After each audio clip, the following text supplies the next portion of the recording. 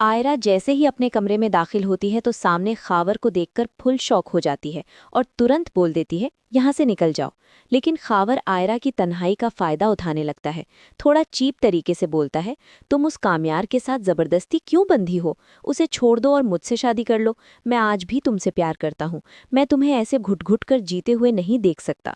वो जबरदस्ती आयरा का हाथ पकड़ लेता है। आयरा को दर्द होता है और वो गुस्से में कहती है, हाथ छोड़ो मेरा। तभी एंट्री होती है कामयार की।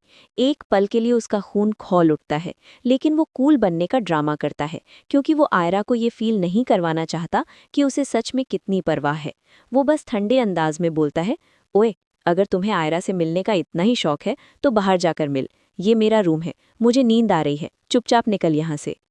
कामयार की बात सुनकर आयरा को बहुत बुरा लगता है और वो रोते हुए दादी के कमरे में चली जाती है। आयरा के जाते ही खावर कामयार को जोरदार थप्पड़ मारता है और बोलता है, आगे से कभी नजर मत आना मुझे, वरना। खावर थोड़ा डर कर वहां से निकल जाता है, लेकिन जैसे ही कामयार सोने लगता है, आयरा वापस कमरे में आती है और उसका गुस्सा फट पड़ता है। वो सीधा जग उठाती है और ठंडा पानी कामयार के सर पे डाल देती है और बोलती है, तुम किस टाइप के इंसान हो? कोई रैंडम बंदा तुम्हारी बीवी का हाथ पकड़कर खड़ा था और तुम्हें कोई फर्क ही नहीं पड़ा? ये सब तुम्हारी गलती का रिजल्ट है कामयार। तुम्हें अंदाजा है खावर को हमारे रूम के बारे में किसने बताया? कामयार सोच में पड़ जाता है। सच में खावर कभी पहले इस रूम में नहीं आया? उसकी इतनी हिम्मत कैसे हुई? आयरा सीधा बोल देती है, ये सब तुम्हारी सो कॉल्ड दोस्त फरीहा का काम है। मुझे पक्का यकीन है उसने ही खावर को भड़काया है। वो चाह रही है तुम मुझे डिवोर्स दे दो। एक पल के लिए कामयार के दिमाग में अजीब ख्याल आता है, लेकिन जैसे ही आयरा बोल्ड टोन में कहती है, अगर तुमने आज के बाद फरीहा से मिलना बंद नहीं किया ना, तो मैं तुम्हें सच में डिवोर्स दे दूंगी। बस इतना सुनते ही कामयार का सारा नशा उतर जाता है। उसका गुस्सा 7वें आसमान पर चढ़ जाता है।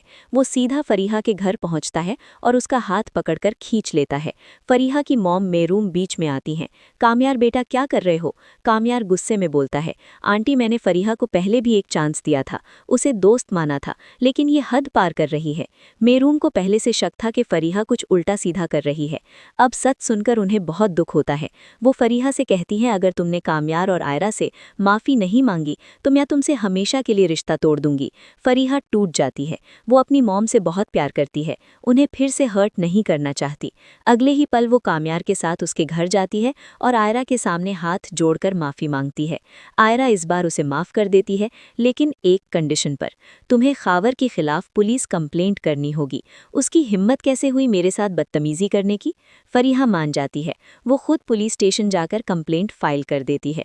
बेचारा खावर जो फरीहा पर ट्रस्ट कर रहा था, अब वहीं उसकी दुश्मन बन जाती है।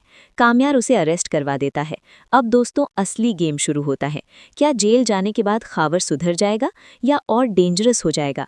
क्या वो आयरा को पाने के लिए कोई नया चाल चलेगा? और क्या कामयार और आयरा अब फाइनली एक हो जाएंगे या फिर जिंदगी फिर से कोई नया ट्विस्ट लाएगी? दोस्तों ये सिर्फ हमारी प्रिडिक्शन है, गलत भी हो सकती है, पर आपको क्या लगता है, क्या सच में ऐसा होगा? कमेंट करके ज़रूर बताएं और वीडियो पसंद आए तो लाइक करें और चैनल को सब्सक्राइब करना ना भूलें।